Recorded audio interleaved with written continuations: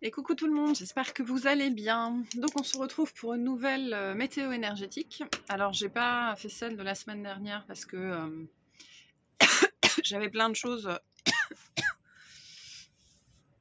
de mon côté qui étaient en train de remonter et j'étais pas du tout disponible pour rien ni presque personne. Donc voilà, j'ai pas fait la vidéo. Je ne sais pas quand est-ce que je vais pouvoir mettre en ligne cette vidéo-là, parce que il y a tellement de vent que pour l'instant, j'ose pas sortir mon antenne satellite pour avoir accès à Internet. Donc voilà, je ne sais pas quand est-ce que vous aurez cette vidéo, ce sera la surprise. Donc cette semaine du 6 au 13 janvier 2025. Donc on a un certain nombre de choses qui arrivent cette semaine. On a trois éléments majeurs. Qui sont début de semaine, j'en parle depuis un certain temps, notre Mars rétrograde qui réentre enfin en Cancer et qui va y rester jusque 22-23 février, je crois, ou 27, j'ai plus le nombre exact dans la tête, mais on va dire fin février, troisième semaine de février. Ok, milieu de semaine, j'en ai parlé un petit peu dans la lecture mensuelle, le changement de nœud lunaire. Donc on a le nœud sud, le nœud nord qui passe en Poisson, le nœud sud qui passe en Vierge. Et fin de semaine, on a notre pleine lune en Cancer. Donc les énergies de la semaine nous amènent tout doucement vers cette pleine lune. Donc on est dans une énergie où c'est comme, vous savez, les lumières, où quand on continue à appuyer dessus, ça augmente la luminosité. Ben, c'est un petit peu l'énergie de la semaine. La lumière augmente, et ce sera le cas jusqu'à fin de semaine, début de semaine prochaine. On va voir que le reste des énergies de la semaine, sur cette notion de lumière, de conscience, de compréhension, notamment sur la sphère intellectuelle, vont être très présentes et très facilitées, en fait, d'une certaine façon. Donc j'espère que vous allez bien. Techniquement, c'est une bonne semaine, pour peu qu'on soit prêt à appréhender non seulement le changement, mais le changement dans nos plans, en fait. C'est-à-dire qu'ici, j'en parlais dans les... Je sais plus quelle guidance d'ailleurs, astro, où je disais... fin 2024, début 2025, c'est le moment où le chemin se dévoile. Et là, on est complètement dedans cette semaine. Donc, moi, je suis déjà dedans. Peut-être que certaines personnes y sont aussi. Le chemin est vraiment en train de s'éclaircir, en train de se dévoiler. Je vois une montre, donc pour peu que vous soyez à l'heure, pour le prochain train, en fait. Voilà, c'est tout. Des trains, il y en aura d'autres, c'est ce que j'entends. Mais il y a un aspect train à ne pas louper quand même en ce moment. Et pour peu que vous soyez à l'heure, c'est-à-dire que vous ayez fait, pas ce qu'on vous a demandé de faire, mais ce qu'on vous a conseillé de faire en fait, hein, les actions qu'on vous a conseillé de prendre, les risques, enfin de mettre en place, les risques qu'on vous a conseillé de prendre, etc. etc. Il y a quelque chose qui est vraiment en train de se dévoiler là en ce moment sur la nouvelle voie à prendre en fait. Et on peut parler de choses qui, il y a 3 jours, c'est pas que c'était inconcevable, c'est que vous n'y pensiez même pas. Voilà.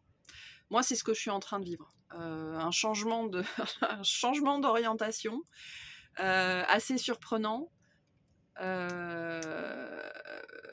et qui est en train qui va se mettre en place. Hein. C'est-à-dire que ça y est, c'est bon, intellectuellement, ça a été accepté, donc maintenant, il n'y a plus qu'à mettre en place. Mais, et vous m'auriez dit ça il y a 5 jours, voilà quoi. Donc c'est vraiment ces énergies-là, où le chemin est en train de se dévoiler et pourrait dévoiler en fait des opportunités, des options ou surprenantes, ou juste, je pensais pas aller par là à la base, quoi. Donc on peut avoir vraiment cette énergie-là cette semaine. Donc on commence avec Mercure rétrograde qui rentre en Cancer aujourd'hui. Donc on est dans un rétrograde, donc on est dans un retour à l'intériorité, on est dans l'ombre, d'accord. On est ici, donc on va y être pendant 6 semaines à peu près, 6-7 semaines. On est dans une espèce de phase de révélation sur soi-même, d'accord, et sur ce qui fait que l'on est nous. C'est-à-dire qu'est-ce qui nous caractérise, qu'est-ce qui nous rend unique pour pouvoir manifester ensuite, enfin c'est intéressant, lapsus, ensuite le fruit de cet aspect unique en fait. Euh, c'est une période où on va aller chercher dans notre intériorité, en tout cas c'est propice à ça, et dans ses racines, hein, puisqu'on est dans l'énergie du cancer, en fait sa raison de vivre, ce qui fait qu'on a envie d'être vivant, hein. Ça c'est l'énergie de Mars. Je le dis de temps en temps, Mars, c'est l'étincelle qui fait qu'on est à un moment donné, c'est-à-dire du verbe naître. Parce que y a ça qui nous anime, ok, et on est là pour ça en fait. On est là pour vivre ça, on est là pour expérimenter ça. Donc le placement de Mars en maison et en signe peut vous donner des informations dans votre thème, des informations là-dessus. Mais c'est aussi une période de réflexion vraiment sur. On pourrait avoir des révélations sur ce qui nous a amené à être l'être que l'on est en fait aujourd'hui. Tout, et comment, en fait, en reconnaissant qu'on est le fruit de nos expériences, le fruit de notre chemin, le fruit de notre histoire, le fruit de notre passé, le fruit de notre lignée. Nous ne sommes pas qui nous sommes ou qui nous sommes devenus par hasard. Et le cancer est toujours une énergie qui nous amène à regarder nos parents, notre lignée, les êtres avant nous, le système dont on est le produit, ok. Quelle était la lignée de ma mère, quelle était la lignée de mon père, quel produit la fusion de ces deux lignées a-t-elle produit justement, et trouver son identité martienne, c'est-à-dire son identité d'action et de valeur, et de défendre ce qui a de la valeur, et de créer aussi avec l'énergie martienne, hein, de créer, d'agir, de passer à l'action. Euh, euh, Ce produit-là, justement, qu'est-ce qu'il veut manifester en fait, en étant la fusion, la fusion de ces deux énergies-là. Qu'est-ce que ça donne comme résultat? Qu'est-ce que ça peut donner comme résultat? Et donc, si vous méditez là-dessus cette semaine, vous pourriez avoir des réponses et des images très intéressantes qui vont aussi vous permettre de dévoiler un petit peu plus le chemin qui cherche à se manifester en fait. Ce Mercure rétrograde en Cancer, c'est une énergie d'acceptation en fait, acceptation de ce qui émane de nous, vraiment de ce qu'on irradie, au travers de ce qui fait sens pour nous, même si ça nous amène à être rejetés par les autres. Et ça, c'est l'énergie cancérienne, l'énergie toxique cancérienne, d'accord, qui ne veut pas faire les choses, qui ne veut pas agir, par peur de ne plus être aimé, de ne plus être rejeté, de ne plus être accepté, par peur d'être plongé dans l'insécurité, qu'elle soit émotionnelle, financière, matérielle, énergétique, peu importe. Et donc c'est ça aussi qui pourrait être un petit peu titillé cette semaine. Tout ce que je ne fais pas pour moi, pour mon bien-être, pour ma sécurité matérielle, pour ma sécurité émotionnelle, pour la manifestation du bien-être et du confort dans ma vie, parce que j'ai peur d'être rejetée, de ne pas être aimée, de ne pas correspondre, de ne pas machin, de ne pas truc. Voilà, donc on a un certain nombre de choses, entre guillemets un petit peu fourre-tout ici, mais qui nous ramènent à cette question de qui je suis moi, qui suis le fruit de deux arbres en fait, pourquoi je suis moi, et être moi, qu'est-ce que ça produit aussi comme fruit, c'est-à-dire moi qui suis le produit de ces deux lignées, qu'est-ce que c'est censé donner en fait. Contre toute attente, hein, il y a presque ça ici, contre toute attente. Qu'est-ce que c'est censé, qu'est-ce que ça peut produire, qu'est-ce que ça peut donner, et le besoin aussi d'acceptation de ça, parce que ça vient forcément avec cette idée de, il y a deux voies qui ont mené à moi, et donc de créer une troisième voie, de créer sa propre voie au risque d'être rejeté en fait. Et ça, c'est dur pour l'énergie cancérienne. Donc on peut avoir tout ça en début de semaine. Au-delà de ça, au même moment, on a notre Mars, donc rétrograde en Cancer, qui va former un trigone à Neptune. Donc on a vraiment cette énergie très forte. En plus, on verra que Lilith vient en rajouter une couche par-dessus. Très très forte d'invitation à laisser faire les choses, à se laisser emporter en fait vers là où la vie essaye de nous emporter. Parce qu'il y a vraiment cette idée très forte avec Mars, qu'on essaye de nous emmener quelque part, sur un chemin impromptu. Impromptu. Et ce trigone entre le Mars en Cancer et Neptune, qui vient juste d'entrer, ouais, qui vient juste d'entrer ou qui va entrer, qui est en train de le faire, hein. J'ai plus la date exacte, mais quand est-ce que Neptune il rentre en Bélier? Fin mars. Donc qui est dans les derniers degrés du Poisson.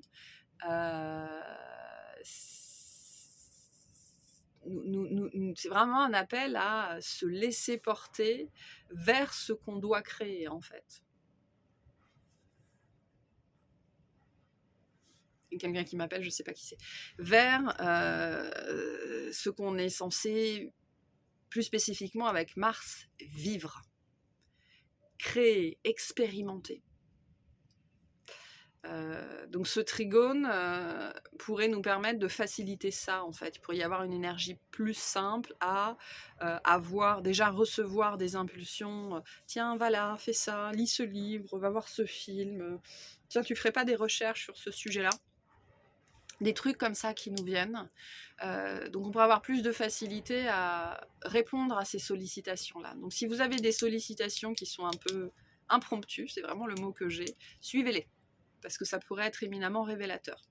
Au-delà de ça, on est quand même dans Neptune ici, donc s'il y a de la résistance, si on me remontre la montre, donc si on n'est pas à l'heure, ça pourrait aussi provoquer une résurgence d'illusions, de limites, de peur, de fuite, voilà, de choses comme ça, face au chemin vers lequel on essaye de nous emmener. Et donc je parlais de Lilith le 7, donc demain. Lilith passe en Scorpion. Et Lilith en Scorpion, je crois qu'on ne fait pas pire ou pas mieux. C'est très puissant, d'accord. Lilith représente vraiment notre ombre, tout ce qui n'a pas été déterré à l'intérieur de nous. Ça représente nos peurs aussi, d'accord, mais c'est vraiment toute cette masse de potentiel non dévoilé, dans le pire comme dans le meilleur en fait. Et Lilith en Scorpion, c'est vraiment c'est le tractopelle du zodiaque, je pense. Lilith en Scorpion, c'est je creuse parce que j'aime ça en fait, parce que me confronter à moi-même, c'est bon. Mais c'est une belle énergie, moi j'aime beaucoup Lilith en Scorpion parce que c'est vraiment ce moment où on rentre dans sa pleine puissance et où on est là, on se dit j'en ai plus rien à foutre de la vie des autres, je serai aussi moche, aussi belle, aussi grande, aussi petite, aussi riche, aussi pauvre que j'ai envie de l'être. Voilà. Je serai ce que j'ai envie d'être en fait, au-delà de toutes ces critiques dont le cancer a peur. Le cancer à l'intérieur de nous a peur. Et notamment au-delà des limites qui m'ont été imposées par mes lignées, d'accord, par ma famille, que ce soit génétique, transgénérationnel, que ce soit du conditionnement, qui soit passé par l'éducation. Fuck tout ça. Voilà, c'est vraiment Lilith en Scorpion. Donc on pourrait avoir, voilà, début, milieu de semaine, une espèce de résurgence de pouvoir personnel à aller dans la voie qui est la nôtre, quoi. Et donc il pourrait y avoir des grosses énergies vraiment de tractopélisation, donc vraiment de vouloir aller en profondeur, ou le besoin d'aller en profondeur, ou des grosses résurgences émotionnelles sur toutes les limitations liées au Scorpion en fait. Donc ça peut être les limitations psychiques, les limitations liées à tout ce qui est ésotérisme, occultisme, la magie, l'alchimie, etc., les capacités psychiques. Ça peut être tout ce qui est limitation liée à la sexualité, ça peut être tout ce qui est limitation liée à l'argent, tout ce qui est limitation aussi cognitive, psychologique, psychique, tout ce qui est du domaine du Scorpion, en fait, qui pourrait chercher à sauter, en fait. Vraiment. Et en plus, l'énergie de Lilith par-dessus, c'est très, très, très puissant. Donc, voilà. Soit pour certains, il y a une résurgence de puissance personnelle parce que c'est une énergie avec laquelle vous êtes à l'aise. Et pour les autres, il pourrait y avoir une grosse résurgence de peur, en fait. Parce que Lilith plus le Scorpion, c'est peur au carré, puissance je sais pas combien. Voilà. Donc ça peut être beaucoup, beaucoup d'énergie. En tout cas, ça peut venir avec un très beau sentiment, impression, une belle impression de pouvoir et de maîtrise sur sa vie et sur ce qu'on a envie d'être, en fait. Hein. Et sur ce potentiel que l'on sent à l'intérieur de nous et qui, pour l'instant, n'a pas été mobilisé. Voilà. Au-delà de ça, on a un autre petit changement cette semaine, le 8, donc milieu de semaine. On a Mercure qui passe en Capricorne. C'est une belle énergie, Mercure qui passe en Capricorne. On recommence à voir les choses un petit peu plus clairement. Mercure en Capricorne, là c'est bon, on sort vraiment de la dispersion qu'on a pu avoir en fin d'année. Et c'est vraiment un placement qui va venir nous questionner. Qu'est-ce que je dois faire pour m'aligner toujours plus à mes buts, mais sur l'aspect intellectuel, sur l'aspect apprentissage, sur l'aspect développement de capacités. C'est un placement qui vient nous dire qu'on a encore des choses à apprendre. On a des choses à apprendre qui sont importantes, en fait, pour aller dans la direction qui est en train de se dessiner pour nous. Donc, je vous inviterai, moi, autour du 8, à poser la question. Qu'est-ce que je dois apprendre? Mais avec Mercure, on est vraiment, il va falloir se poser et ouvrir des bouquins, quoi. Hein. C'est vraiment cette énergie-là. Mercure qui passe en Capricorne, c'est une énergie extrêmement studieuse.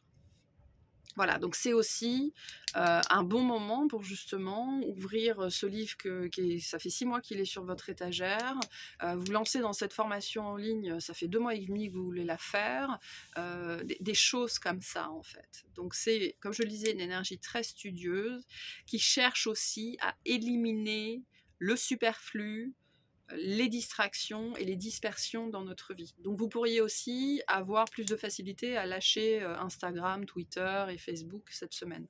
Il pourrait y avoir un petit peu plus de focus. Ça pourrait être plus facile de se concentrer. Donc vous voyez vraiment les énergies globales de cette semaine tendent à nous focaliser, en fait, sur ce qui est en train de se dessiner, en fait, pour peu qu'on fasse attention à ce qui se passe à l'intérieur. Au même moment, à peu près, entre le 8 et 9, on a le soleil qui forme un carré à Chiron. Je crois que j'en ai parlé il n'y a pas longtemps. J'ai dû en parler dans la vidéo 2025 dans la communauté. Là, on est sur une tension intérieure. On a une tension intérieure qui peut apparaître. D'accord ? Pour certaines personnes, ce sera plus ou moins fort.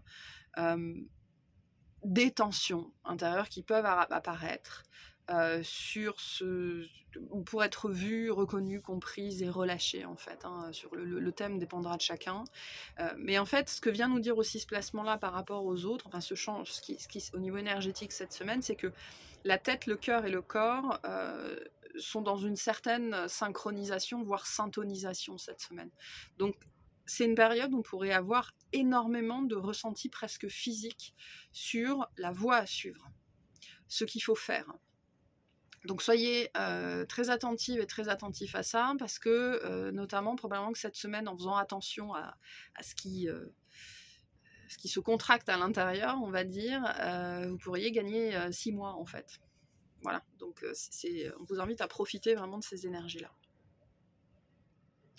Milieu de semaine, on a le changement de nœud lunaire. Je ferai une vidéo spéciale là-dessus que je posterai dans la communauté. Je ne vais pas trop m'attarder sur ce sujet. C'est un changement important. On passe avec un nœud nord en poisson et un nœud sud en vierge là cette semaine, et on va y rester 18 mois. Donc les nœuds lunaires ont toujours une connotation karmique, d'accord, ce qui veut dire aussi que sur l'axe bélier-balance qu'on a eu juste avant, on a fini un cycle karmique et on est en train là de commencer à, je vois quelqu'un qui remonte ses manches et vous savez qui met des gants en latex, on s'apprête à nettoyer un nouveau sujet sur cet axe poisson vierge qui peut amener à un très gros changement de valeur, en fait. réorientation pour s'aligner toujours plus sur notre chemin. Donc là, on entame une période de mue, nouvelle période de mue, nouvelle période de nettoyage sur ce qui nous sert plus, c'est-à-dire dans la dimension du service avec un S majuscule, dans nos façons de vivre. Nos façons de vivre, nos façons de travailler, nos façons d'aimer, nos façons de concevoir, nos façons de manger, de dormir, de faire du sport, de gagner de l'argent, de gérer l'argent, de gérer son corps, de gérer son temps, de gérer sa santé financière, mentale, émotionnelle, donc vraiment avec la Vierge dans le quotidien, pour être beaucoup plus aligné avec le poisson, donc avec le divin, avec la spiritualité, et être toujours plus en phase en fait. Donc là, c'est la période dans laquelle on rentre. Et ça commence, alors ça fait un moment donné qu'on commence à sentir cette énergie. Mais on y rentre là cette semaine. Et du coup, c'est extrêmement raccord avec ce côté que là, en début d'année, la suite du chemin s'éclaire en fait. Un petit peu plus pour peu qu'on sache y faire attention. Et ça va de pair avec cette énergie-là.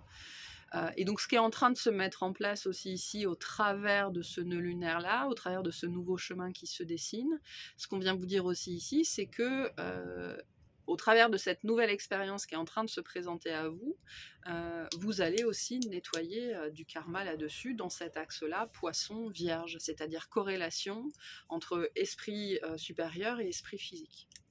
Voilà. Maintenant, c'est un changement de nœud, un changement karmique aussi qui peut venir beaucoup pour les gens qui sont concernés, mais on est tous concernés à divers degrés et sur certains sujets, travailler très fort sur l'archétype du martyr. Voilà. Donc,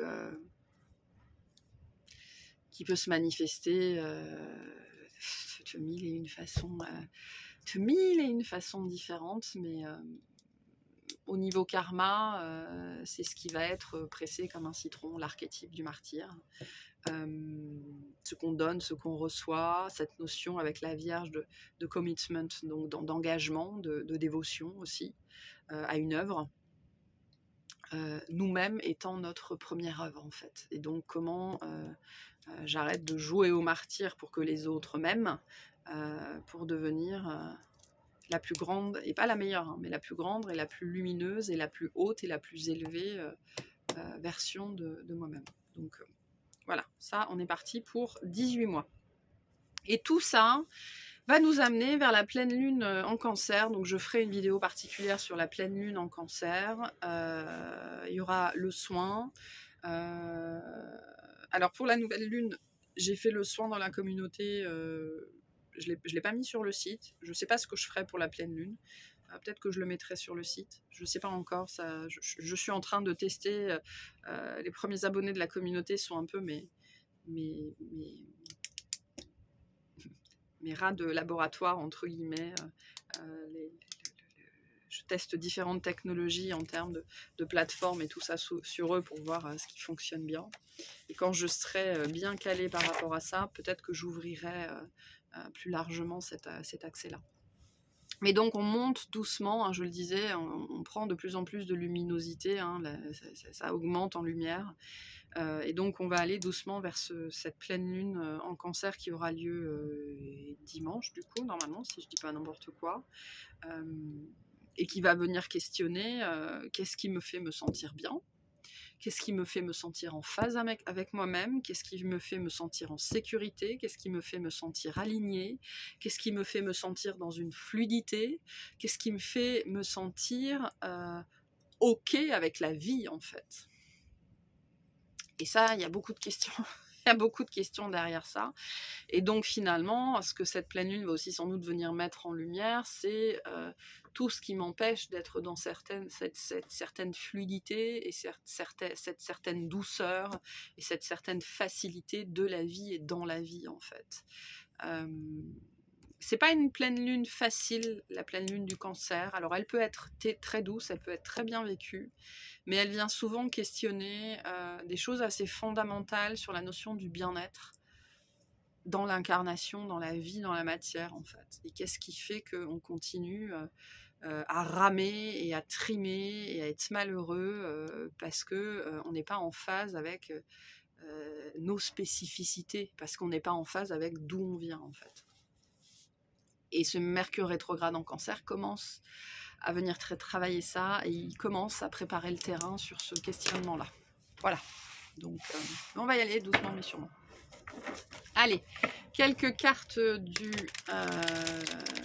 tarot. Alors attendez. Voilà, allez, on va tirer quelques cartes du tarot, on va voir ce qu'on nous dit pour les petits messages. Je ferai une petite extension pour clarification et pour recevoir le message des guides, la guidance en fait. On n'arrête pas de me dire c'est pas le message des guides, c'est la guidance. Donc pour recevoir la guidance avec un G majuscule liée à cette semaine, les énergies de la semaine. Alors j'ai le mot maximiser et j'ai le mot profit. Voilà. Ça. Allez, qu'est-ce qu'on a pour cette semaine? On a l'ermite qui nous parle de nos racines. Donc, il y a un sujet là-dessus. D'où on vient? On a le 6 de bâton.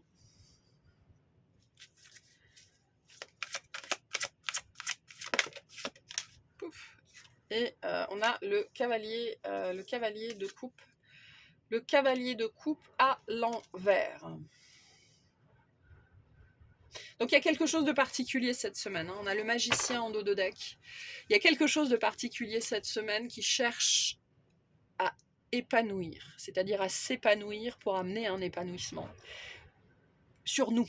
D'accord? Là, on parle vraiment de notre vérité à nous. Ici, on est dans un processus alchimique, ok, avec le 6 de bâton, qui, je pense, jusque-là, ne pouvait pas être amené à son terme. Ou alors, on nous parle de quelque chose qui, jusque-là, soit ne menait à rien, ne rimait à rien, ou n'arrivait pas à éclore, n'arrivait pas à naître. Et on a le monde en dos de deck. Donc il y a vraiment cet aspect, il y a quelque chose cette semaine qui peut s'achever, que l'on peut enfin conclure, une conclusion, mais c'est-à-dire une fin et en même temps une compréhension. C'est très lié à soi, à son chemin et à qui on est et pourquoi on est ce que l'on est et comment on en est arrivé là, etc., etc., etc. Il y a une notion ici d'identification au niveau des désirs, au niveau des rêves, au niveau des aspirations. Soit quelque chose qui soit n'était pas faisable, n'était pas possible, n'était pas envisageable, soit n'était pas bon pour nous en fait, c'était pas notre rêve, c'était pas notre désir, c'était pas notre aspiration. Il y a quelque chose qui est dépassé sur ce domaine-là cette semaine. Qu'est-ce que c'est que ce cavalier de coupe, s'il vous plaît, à l'envers? Qu'est-ce qu'on nous dit sur ce cavalier de coupe à l'envers? On a la papesse. Donc, ouais, il y a vraiment cette idée de revenir à une vérité personnelle ici. Revenir à soi, revenir à une orientation, c'est ce que j'entends. On a le page de bâton, une orientation et on a l'étoile. Revenir à une orientation vraiment très personnelle, très intime, qui est censée amener avec le page de bâton à la création de quelque chose, la création d'un projet sur le long terme notamment. On a le cavalier d'épée en dos de deck, ce qui veut dire que ce qui est en train de se passer cette semaine est censé amener à des actions rapides et déterminées, et potentiellement déterminantes. C'est pour ça qu'il y a cette idée que vraiment le chemin est en train de s'illuminer ici, il y a des choses qui deviennent claires sur qu'est-ce que je dois faire, dans quelle direction je dois aller, qu'est-ce que je dois apprendre, à quoi je dois me former, c'est quoi la suite du chemin, c'est quoi la prochaine étape en fait. Parce qu'il y a une illusion qui tombe sur une notion de désir ou de limitation face à ce que je veux, d'accord. J'ai une notion de vérité personnelle ici, quelque chose qui était flou, qui se précise, mais je vois quelque chose qui tombe, d'accord, comme un rideau qui tombe, la fin d'une mascarade, c'est ce que j'entends. La fin d'une mascarade. Et je le sens au niveau de mon chakra-gorge et de mon chakra-cœur, quelque chose qui potentiellement a créé pas mal de tristesse ou pas mal de souffrance. Quelque chose peut-être qui est dur à abandonner, ok, mais je vois la fin d'une mascarade, la fin d'une illusion, la fin d'une peur, la fin d'une fuite, le côté, la fin de faire semblant sur quelque chose, ok, du domaine de...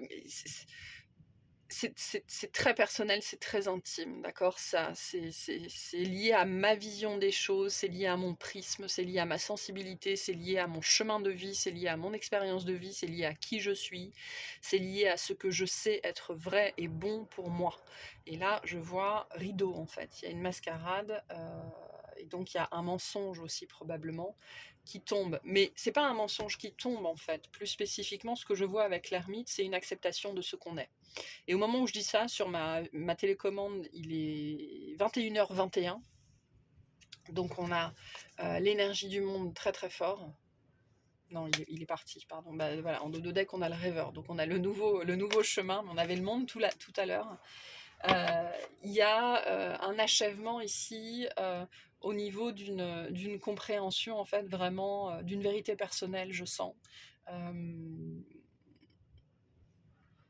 Ce côté, je me mens à moi-même si je pense que je peux faire les choses comme ça, ou que je dois aller par là, ou qu'il y a cet aspect-là, en fait. Que ce soit en limitation ou en potentiel, hein, selon ce que vous vivez. Il y a peut-être une question de rythme aussi avec l'étoile, ça prend forcément du temps, ou alors je peux faire ça vite, je sais pas, mais il y a une notion de se mentir à soi-même sur ce que l'on est. Donc il doit y avoir une acceptation ici de ses racines, de son histoire, mais c'est-à-dire plus profonde, ou alors une nouvelle étape, en fait, une nouvelle étape de compréhension sur qui on est, puisqu'on on est le fruit de ses parents, on est le fruit de sa lignée.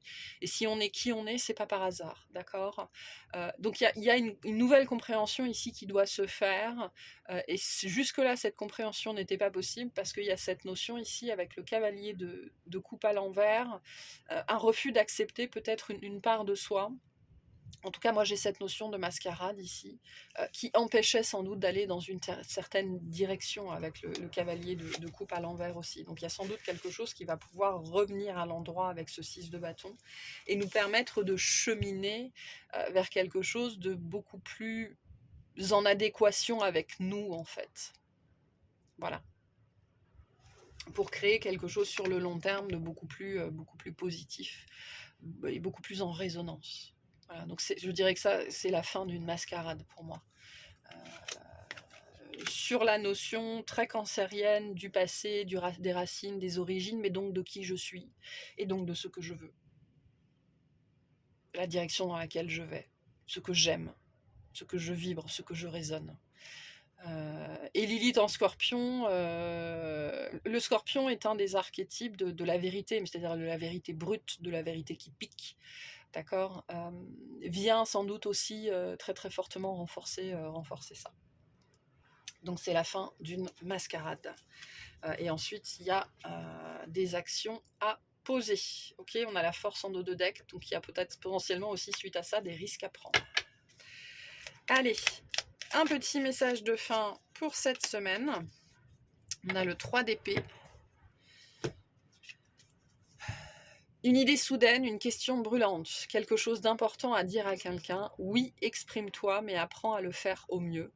Tourne 7 fois ta langue dans ta bouche. Si ta spontanéité a bon goût, fais-lui confiance. Et si elle sent l'égarement ou l'agression, laisse-la mûrir.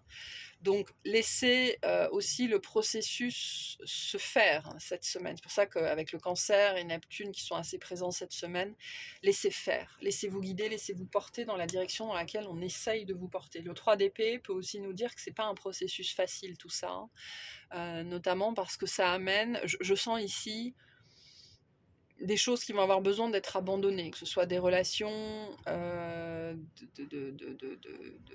des orientations, des espoirs, des choses comme ça, qu'il va falloir laisser derrière, en fait. C'est pour ça que je le sens au niveau du chakra cœur, c'est pas évident, ok, c'est pas évident ici. Mais donc faites confiance au process. Le 3 des pieds vient aussi nous dire qu'à un moment donné, vous sentirez que vous êtes prêt. Voilà. Vous saurez si vous êtes prêt ou si vous n'êtes pas prêt. Vous saurez si c'est le bon moment ou pas le bon moment. Voilà. Donc, misez sur les contractions, décontractions intérieures cette semaine, parce que vraiment on a une belle synchronisation entre la tête, le cœur et l'esprit, pour peu qu'on sache s'écouter. Donc voilà pour la météo de cette semaine. J'espère que ça vous aura parlé, que ça vous aidera, et je vous souhaite une excellente semaine.